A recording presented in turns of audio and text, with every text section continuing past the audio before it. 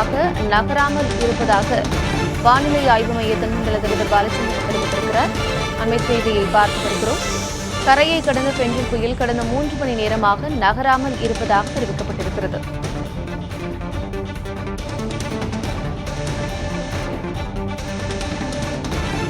புதுச்சேரி அருகே பெஞ்சல் புயல் கரையை கடந்த நிலையில் கடந்த 3 மணி நேரமாக தொடர்ந்து நகராமல் பெஞ்சல் புயல் இருப்பதாக பாலச்சந்திரன் தெரிவித்திருக்கிறார். அண்மை செய்தியை பார்த்து வருகிறோம்.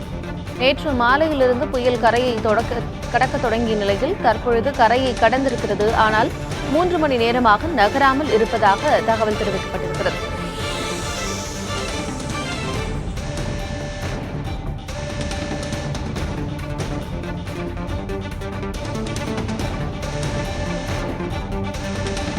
இதுகுறித்து அவர் பேசிய காட்சிகளை பார்க்கலாம்.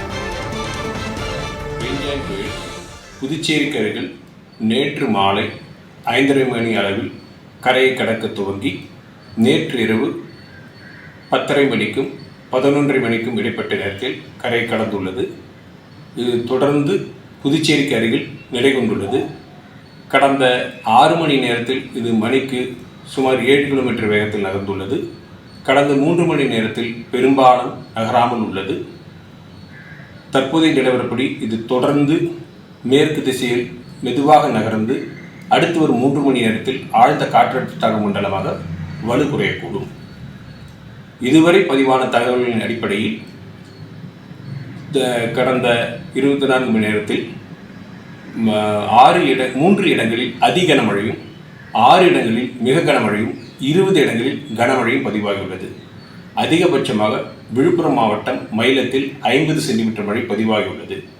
புதுச்சேரியில் 46 சென்டிமீட்டர் மழை பதிவாகியுள்ளது. இதுவரை பதிவான மழையின் அளவை தரவுகளின் அடிப்படையில் பொறுத்தவரையில் அதிகபட்ச மழையாகும்.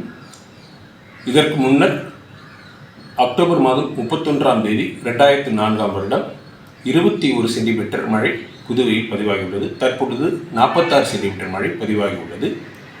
வானிலை எச்சரிக்கையை பொறுத்தவரை ஏற்கனவே கொடுக்கப்பட்ட எச்சரிக்கைகள் தொடர்கின்றது. தொடர்ந்து கண்காணித்து தெரிவிக்கப்படும். பெஞ்சாங் புயல் புதுச்சேரிக்கு அருகில் நேற்று மாலை 5:30 மணி அளவில் கரையை கடக்க துவங்கி நேற்று இரவு 10:30 மணிக்கும் 11:30 மணிக்கும் இடைப்பட்ட நேரத்தில் கரையை கடந்துள்ளது. இது தொடர்ந்து புதுச்சேரிக்கு அருகில் நிலை கொண்டுள்ளது.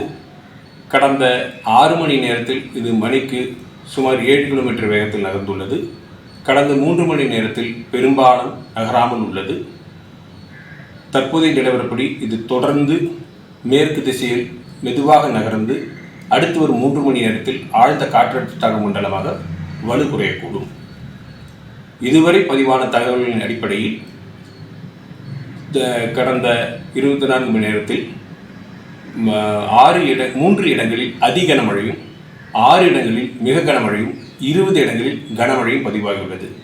அதிகபட்சமாக விழுப்புரம் மாவட்டம் மயிலத்தில் 50 சென்டிமீட்டர் மழை பதிவாகியுள்ளது. புதுச்சேரியில் 46 சென்டிமீட்டர் மழை பதிவாகியுள்ளது. இதுவரை பதிவான மழையின் அளவை தரவுகளின் அடிப்படையில் பொறுத்தவரையில் அதிகபட்ச மழையாகும்.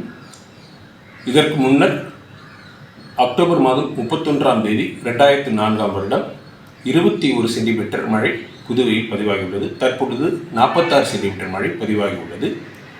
வானிலை எச்சரிக்கையை பொறுத்தவரை ஏற்கனவே கொடுக்கப்பட்ட எச்சரிக்கைகள் தொடர்கின்றது. தொடர்ந்து கண்காணித்து தெரிவிக்கப்படும்.